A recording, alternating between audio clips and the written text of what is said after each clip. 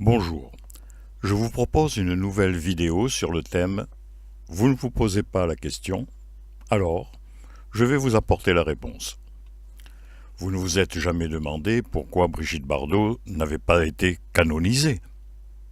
C'est une question que vous ne vous êtes jamais posée. Pas de problème, je vais vous donner la réponse. Mais vous allez me dire, il faut avoir fait des miracles pour être canonisé, au moins un ou deux, comme pour les derniers papes qui ont eu cet honneur. Oui, bien sûr, il faut avoir fait des miracles, et Brigitte Bardot en a fait par milliers, par millions, elle. Combien de femmes dans le monde étaient paralysées dans leur vie sexuelle, supportant très mal une situation qu'elles considéraient comme une infirmité, qui les rendait très malheureuses. Et puis brusquement, un jour, elles assistent à un film de Brigitte Bardot, et tout ce qui les paralysait s'évanouit. Elles se lèvent, et elles se mettent à explorer cette lumineuse sexualité qui s'offre soudainement à elles. Elles marchent vers leur épanouissement, éblouies, ravies par ce corps tout neuf qui vient de leur être offert. Et combien d'hommes avaient la chape de plomb du désir dégradant, du plaisir démonisé qui leur obstruait le regard, et l'ont vu tomber de leurs yeux pour leur laisser voir l'image rieuse, légère, spontanée de la femme qu'ils aimaient et qu'ils désiraient du fond du cœur. Oui, Brigitte Bardot a fait des miracles. Elle a bouleversé la vie de millions de personnes, redonné la joie d'être femme ou la joie d'être homme, sans se retrouver amputé d'une grande partie de sa sensibilité. Tout le langage négatif sur la sexualité, qui ne serait que dégradation, fondit comme neige au soleil avec l'éruption de la libération sexuelle dans notre société. Une évolution qu'illustre peut-être bien le mythe déjà passé de Brigitte Bardot à la fin des années 50 et au début des années 60, comme on l'écrit dans les années 90. Avec son jeu d'actrice, la sexualité féminine atteint un degré de franchise et de naturel qui corrige véritablement, peut-être pour la première fois dans le cinéma érotique, l'image de la femme forgée dans l'Occident chrétien. Déjà la manifestation de son être corporel révèle une totalité, une unité du corps et de l'esprit, de la sexualité et du caractère, qu'aucun sexe symbole n'a atteint avant elle et bien peu après elle. On ne peut rien soustraire à son érotisme, et c'est pour cela qu'elle reste sujet.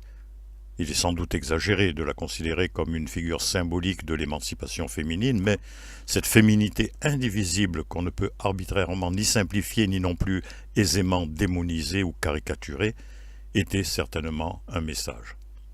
Voilà ce qu'on écrivait à propos de Brigitte Bardot à la fin du XXe siècle, quand on était suffisamment proche de la sortie de ces films pour se rappeler comment ils avaient profondément touché les spectateurs. Un théologien allemand, Eugène Drewermann, écrivait lui aussi dans son livre le plus connu « Le message de Brigitte Bardot s'est élaboré à travers de petites séquences où l'actrice, oublieuse d'elle-même, était entièrement elle-même et où l'équivalence de l'érotisme et de la joie de vivre se manifestait dans les images les plus simples, un baiser, un pas de danse, sans rien de la dramatisation des stars d'Hollywood, des moments de bonheur, pas seulement de celui d'un amour sûr de lui-même, mais aussi celui des cajoleries du soleil et de la mer. La nouveauté de cet événement cinématographique consistait déjà dans cette possibilité jusqu'alors réservée au sexe masculin de séparer sur le plan émotionnel l'objet du désir de la jouissance sexuelle elle-même, sans aucun lien avec l'amour éternel et sacré. Mais cette nouveauté résidait aussi dans une juvénile revendication de l'expérience érotique. Le film le plus connu de Brigitte Bardot, Et Dieu créa la femme, sort à Paris le 28 novembre 1956, il y a déjà 62 ans. Le film est lancé dans de mauvaises conditions.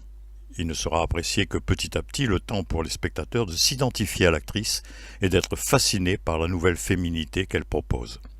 Orpheline, l'héroïne n'a pas d'autre bien que son corps et sa beauté, et elle veut se servir d'eux pour conquérir sa liberté dans une société d'hommes.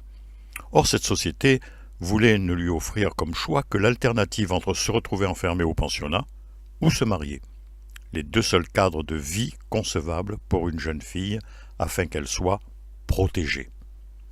Mais les Françaises venaient d'obtenir le droit de vote en 1945 et cette égalité de citoyenne avec les hommes servait de base à un rêve d'égalité dans le désir et le plaisir.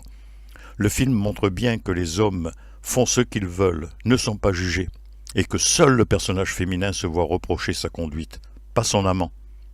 Or l'héroïne exprime son désir et vit sa sexualité en agissant comme un garçon, sans tenir compte du rôle que la société veut imposer à son sexe. Elle ne s'occupe pas des convenances, ni des travaux ménagers, pourtant dévolus aux femmes, mais pense seulement à jouir sans entrave. Le choc est grand. Massivement, les Françaises vont adopter le personnage joué par Brigitte Bardot, se coiffer comme l'actrice, s'habiller comme elle, et vont vouloir vivre comme l'héroïne une sexualité légère, de plaisir, sensuelle, naturelle, spontanée, exempte de ce caractère sulfureux qu'elle avait quand elle était incarnée par les grandes stars en vogue alors. Mais les défenseurs des bonnes mœurs veillent. En France, ils imposent la coupure de certaines scènes, en Grande-Bretagne aussi. Aux USA, ils tentent de faire interdire le film dans certains États. Dans d'autres, ils tentent d'acheter à l'avance tous les billets pour empêcher les fidèles de voir ce film maudit. L'archevêque de Lake-Placide va même jusqu'à promettre l'excommunication à ceux qui braveraient l'interdit jeté sur lui. Le chef de la police de Dallas en défend la représentation dans les salles réservées aux Noirs, car cela risquerait de les exciter et de provoquer des désordres. Bien sûr, tout ce remue-ménage ne fait qu'attiser la curiosité et contribuer au succès phénoménal du film, ainsi qu'à la notoriété de Brigitte Bardot. Le général de Gaulle reconnaîtra l'actrice comme concurrente en popularité, avec Tintin d'ailleurs, prenant acte qu'elle rapporte cette année-là à la France plus de devises que la Régie Renault, avant d'en faire le symbole de la République en servant de modèle à la Marianne. Vous vous rendez compte, le buste de Marianne, c'est Brigitte Bardot qui a son buste dans toutes les mairies. Les adversaires n'abandonnent pourtant pas. En 1958, à l'exposition universelle de Bruxelles, le pavillon du Vatican était réservé 2 salles, une pour les saints, le bien, les miracles, alors qu'une autre était dédiée aux méfaits du mal, du démon, de la luxure et de l'enfer. Dans cette dernière, une photo de Brigitte Bardot dansant le mambo endiablé qu'il y a dans Et Dieu créa la femme, représentait le vice sous toutes ses formes. L'image et la vie de l'actrice étaient associées au scandale, à l'immoralité, au péché de chair, au symbole de la dépravation. Mais il était trop tard, l'élan était donné, et il était devenu très difficile de faire peur de la sexualité en continuant à en représenter des caricatures négatives. Brigitte Bardot était passée par là. Désormais, quand on parlait de sexualité, c'est elle que tout le monde voyait. Et franchement, cette image n'avait rien de repoussant. Vous ne vous posiez pas la question? Maintenant, vous connaissez la réponse. Vous savez pourquoi le Vatican n'a pas canonisé Brigitte Bardot.